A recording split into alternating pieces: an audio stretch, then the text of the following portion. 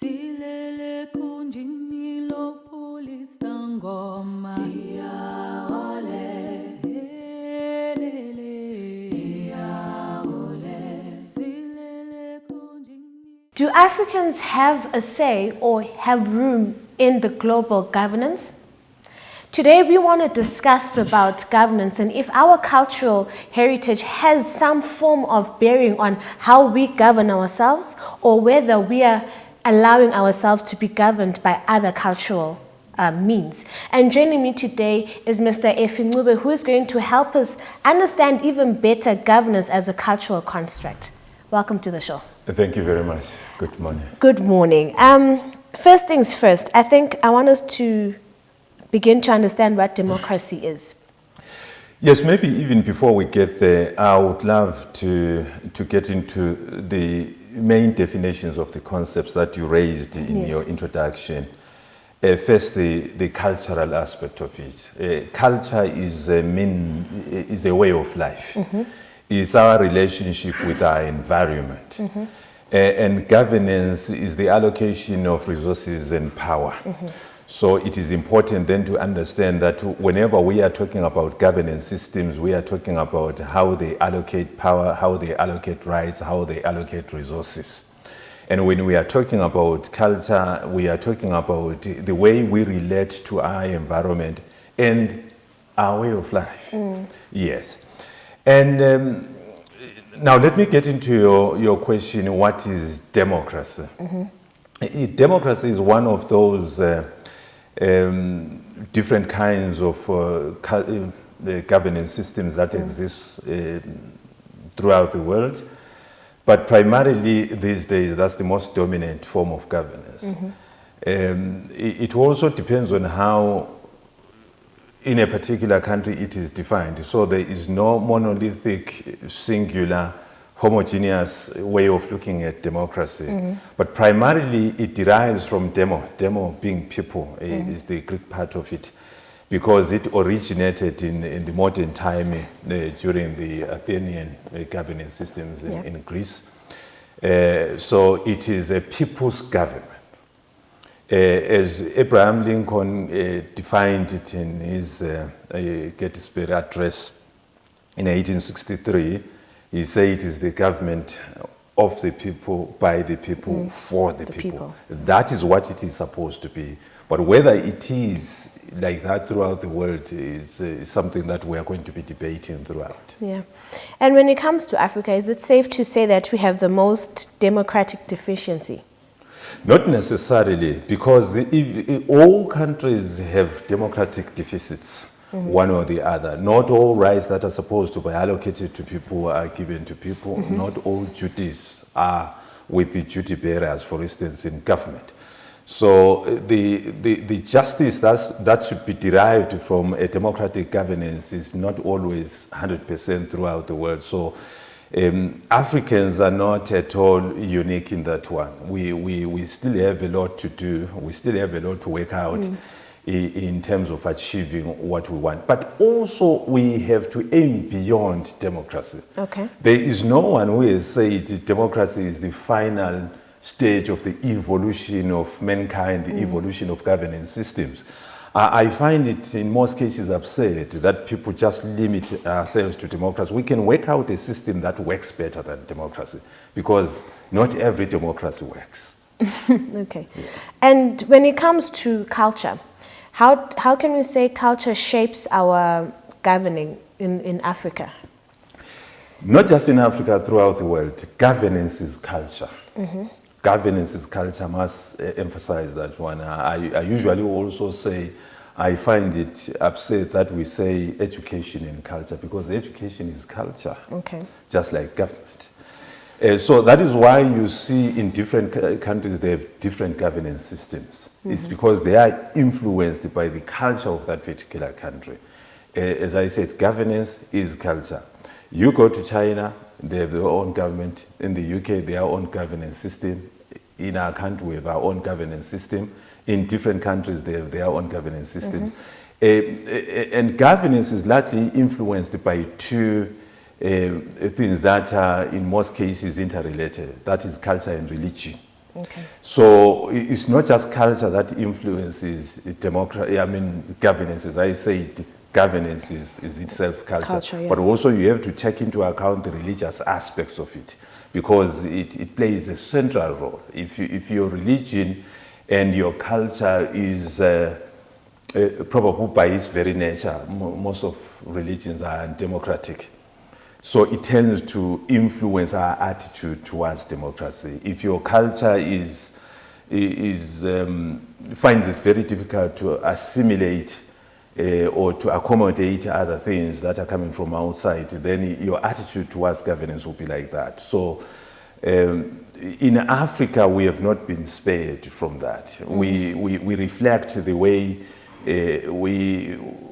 our cultures are. But also, I must emphasize, as we go forward, that culture is not the past way of life. Culture is not static. Culture is dynamic, culture moves on, culture is mobile. So what you are seeing young people doing today is also culture. What the likes of King Mzilikas and others and those who lived 500, 1,000 years ago did was culture. But it doesn't mean that for us to be cultural, we have to stick to what was done 1,000, 2,000 years ago. No, culture moves on. As long as we have a way of life, that is our culture. It all depends on what you want to carry on from your ancestors or those who lived 100 to 200 years ago. You mix it what you have learned, because a human being naturally learns. A human being naturally moves on. That's why we are not perishing. That's why we are not extinct. Otherwise, we would not have been here, we would have been dinosaurs. The reason why we are still here is because we are able to accommodate different things. We are able to accommodate different lifestyles as the world moves on, because you are also influenced by your neighbors. You pick things that are coming from your neighbors, you also exchange. So culture, there is what we call cultural intercourse that is taking place on earth. So Africans also are reflecting what is prevailing. In a particular instance, I also like to say, while it's of a particular culture, it's very difficult to say my culture is still that culture. It is easy to say my culture is Anglo-Ndebele. Okay. My culture today is Anglo-Ndebele, because I hardly speak a sentence without an English word. Yeah.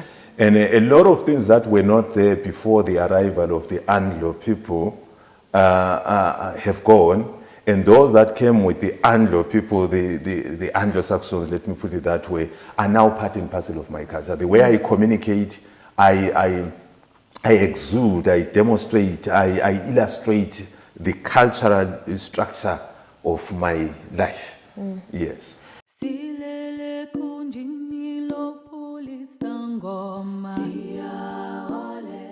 So, using your term Anglo-Ndebele, can we say that because we had these influences from colonization and everything, are these influences that are coming from outside our different cultural groups having a bearing in how we govern ourselves within the southern part of Africa?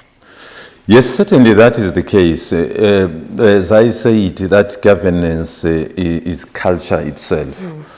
So what has been coming from outside the continent has tended to influence the way we conduct ourselves in governance tremendously. And itself, governance and the understanding of governance, the understanding of ourselves as human beings has been evolving. The United States of America in 1776, when they got their independence from the United Kingdom, they were a democracy. That's what they defined themselves then. But they still, at the time, were slave owners. They were trading in slaves. At the time, women were not voting. Even white people without property were not voting. So the definition of people's government was people with property white people who are propertied, those who were paying taxes. But as time went on, people have been understanding themselves in a different way, and they began to accommodate each other, accommodate women into the governance system, accommodate black people, and we have been progressively lowering the majority age. People used to be 30 and above, it went to 25. Today, when we say people's government, we are talking about not children, but 18 and above. So probably our children will understand people in a different way, and they will lower the majority age to 14 years, which will mean that the definition of people has come down to 14 and above. So it has influenced us tremendously, and also take into account the fact that our cultural aspect when it comes to governance has a societal, a community-based approach to decision making. We tend to focus on the community, on society, and the Western countries in particular tend to focus on the individual. We talk about people's rights, they talk about individual rights. So that focus on the individual has had a tremendous influence on the way we understand human rights within ourselves and within the governance system. So it has had a lot of influence. The elections are an example. We didn't used to conduct elections the way we are conducting them today. It was a foreign concept then, but now it is part and parcel of our culture. You attempt to take away elections from the people today, they'll kill you straight away. It's part of them, it's part of their DNA. They are not walking away from it any sooner. You take away free press today, people will kill you. It used to be a foreign concept. Those are things that used to be a culture of some people that are now part and parcel of our culture. It is part of our culture to believe in the free press. It is part of our culture to believe in freedom of religion. We used to all collectively believe in one religion.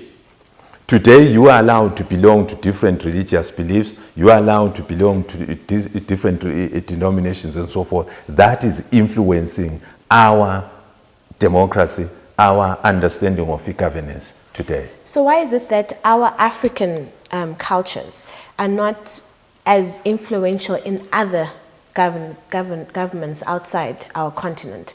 Why is it that we are the ones who are just being influenced, but we are not influencing other continents? Well, human beings naturally attempt to dominate each other. If you are not trying to dominate, you are fertile for domination. And Africans have tended to be fertile for domination. The only way you can extend your culture, your language, your way of life to other countries is if you can dominate those people. The reason why we are talking, we are speaking the English language. And those that are sitting in a similar format in the UK are not speaking the Ndebele language. It's because they dominated us. We have not dominated them. And to the extent that we are still being dominated also in terms of the allocation of resources and from the point of view of international trade and the systems that have been established, particularly since the Second World War, we cannot influence. We do not have a seat on the table of influencing global events. We are still begging. We are still receiving whatever is coming from other countries. Until we get to a stage where we say we are on our own, we are going to begin to play a role in the global village. We are going to influence how the world works. We want to see the world working in a particular direction. We want to see our understanding of democracy being appreciated throughout the world, or our understanding of socialism being appreciated and welcomed throughout the world. We are not going to be able to influence people there. So what do you need? What are the tools that you need for you to get to a stage where you can influence other people? You need resources. Beggars cannot influence those that are allocating resources in terms of the way of life. You need to develop an African continent that is able to stand on its own and say, we are here, and from there on, we will be able to influence the rest of the world. we need to come together also in terms of a singular understanding of what governance is. Today, you still have a lot of tribal-oriented governance systems in the continent. That's why you see a lot of civil wars again, where people are very particular about themselves.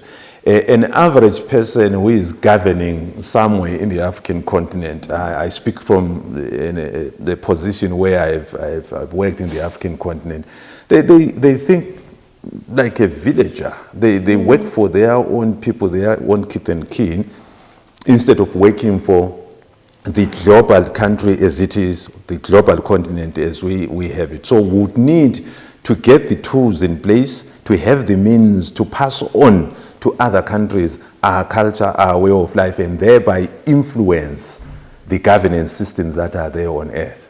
And you mentioned that democracy, demi, is derived from the Greek word people.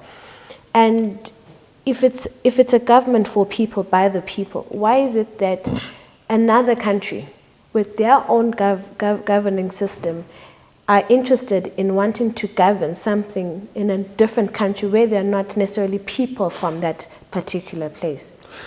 As I said earlier on, human beings always attempt to dominate. They want you to behave in a particular way so that they dominate you. If you are trading with them, remember, democracy is not just limited to the allocation of rights and duties. Yes, you'll be having your rights holders, your duty bearers in a particular country, but also it talks to the issues of democratizing international trade and relations. So that in that particular arrangement, you have dominant countries that will be exploiting resources that are found in different countries. So they are influencing you to behave in a way that will then allow them to come in, get your resources in as cheap as possible a way, as possible as it were. You look at today, you find that in terms of international trade, we have the WTO, the World Trade Organization. Why is it there? It facilitates international trade. To whose advantage? To the advantage of the person who came up with the idea, because they structured it in such a way that they will benefit from it. You look at the way loans are given throughout the world by the IMF, by the World Bank and so forth.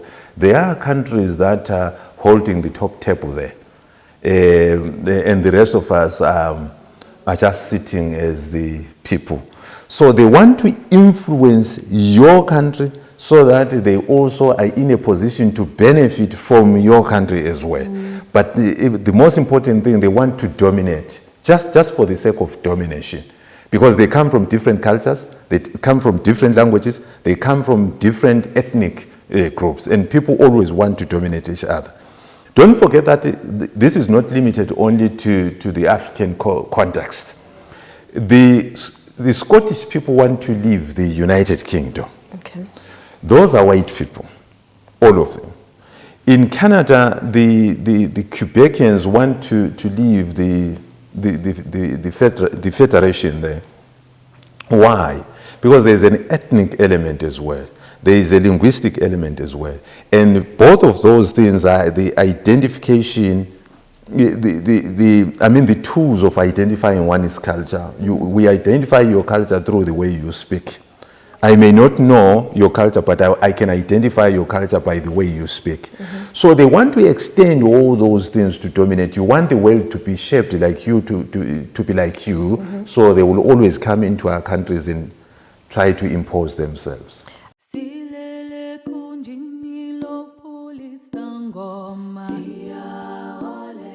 So before democracy and all these different types of isms like socialism and capitalism, all these governing systems that came into existence to what we know them to be, Africans existed. And I'm sure Africans had their own system. What was it? And that particular system, does it not then deserve to be also placed within the same governing systems that we have adopted and have been influenced by now? We did have different forms of governance. In particular, the one that was prevailing for so many years throughout the world, probably for centuries, was a monarchy, where you had kings and queens governing. Those, from where they come from, were family-based governance systems. And as societies grew, they accommodated more and more people from outside the family. So Africans did have their own governance systems. I think the basic concepts around that will then evolve into what happened, becomes the question. Let me put it that way. What happened? Certain systems of government were designed to govern a homogeneous society. People who speak the same language, practice the same culture, and do things by the same book. But as Africans and the rest of the world in particular evolved, we needed to come up with systems that will govern a multi-ethnic society, a multicultural society. And that is where the challenge came in. And then that was replaced, not necessarily in the African context, but throughout the world, with the other forms of governance. So democracy is just a term that came from the Greek side of it. But we did have our own democratic systems, as I said. The fact that the way we adjudicated cases that were arising, disputes that were arising within our communities, was by way of people coming together under a tree or under a roof and deciding as a jury. Jury trial is a form of democracy. The people deciding your case, the people deciding on the disputes that are within society. So we did have our own democratic norms and standards, as that is an example.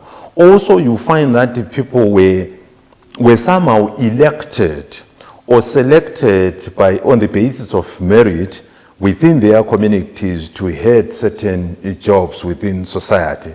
So it is not, as I said, an entirely foreign concept. So what used to exist as a monarchy had inbuilt in it democratic structures, socialistic structures, and other concepts within it. So it was always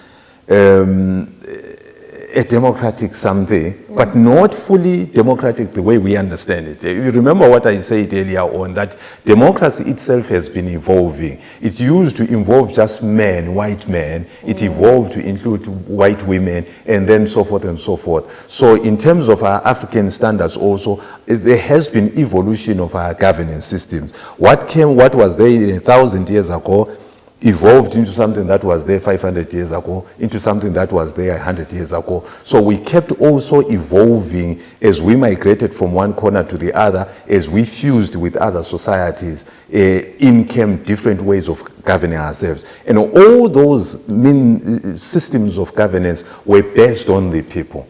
Were based on the people. That is very important to emphasize.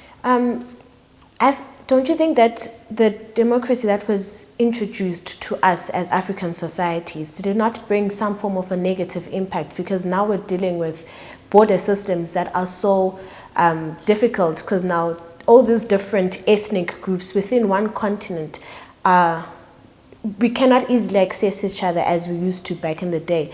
And if you look at the European side of things, there's easy flow amongst each and every part of Europe. But when it comes to Africa, I need to have a certain visa to go there. I need to cross this border, and it's difficult. It's difficult.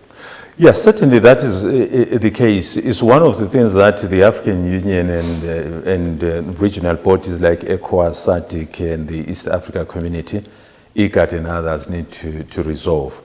There is no continent as visaed, if there is any term of that nature as this one.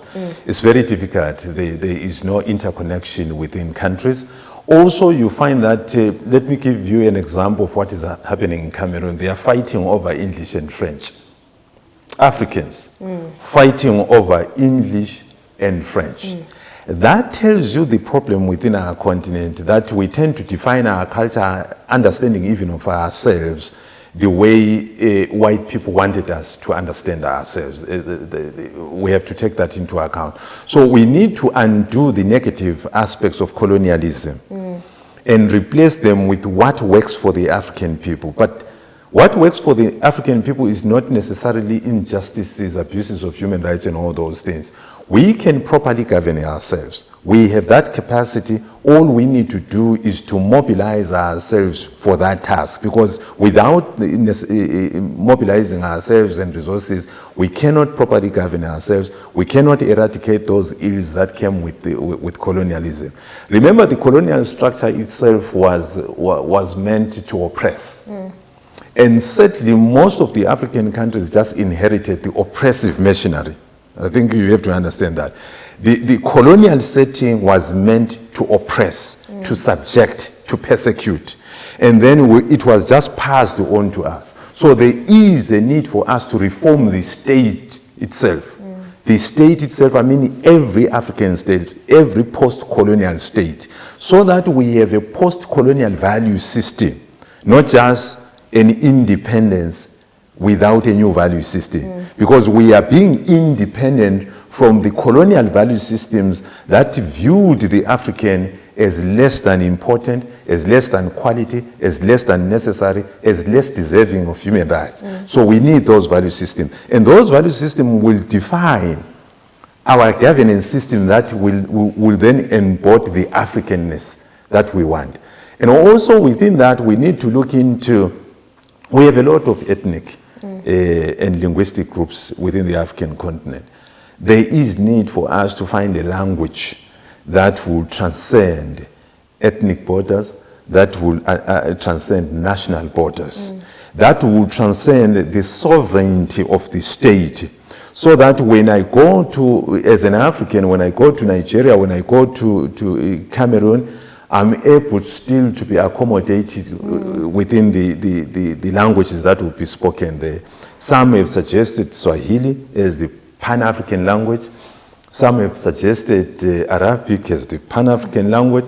Some have even proposed French and English as Pan-African languages. I don't know, I'm just putting across what people are suggesting as a way of killing the instinct of retreating to the ethnic instead of viewing the Pan-African context and accommodating each other. So even the definition of sovereignty within the African continent has to allow for the intercourse of Africans themselves, so that at the end of the day we are able to pass on to each other the positive influences of our cultures. The African Union will be the best vehicle for that one. Okay.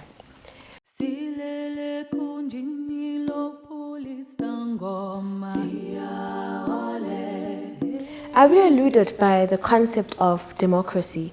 Is it something that is going against our ways as a people, our traditions as a people? Not necessarily.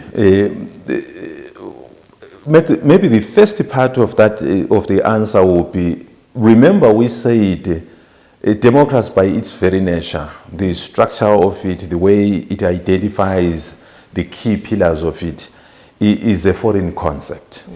Not just in the African setting, but in all the countries that are outside the Greek foundations of democracy. But different countries have adopted different ways also of accommodating the democratic practices that are supposed to be there. But the democracy that was in Greece thousands of years ago is not the democracy that we practice today. They used to have they were a city-state then. So all they would do is to gather in a city hall and people would vote directly there, what they called direct democracy. They had no representative democracy. But as populations grew, you needed a representative democracy where those people will sit, go into elections, they will elect people who then make decisions on their part.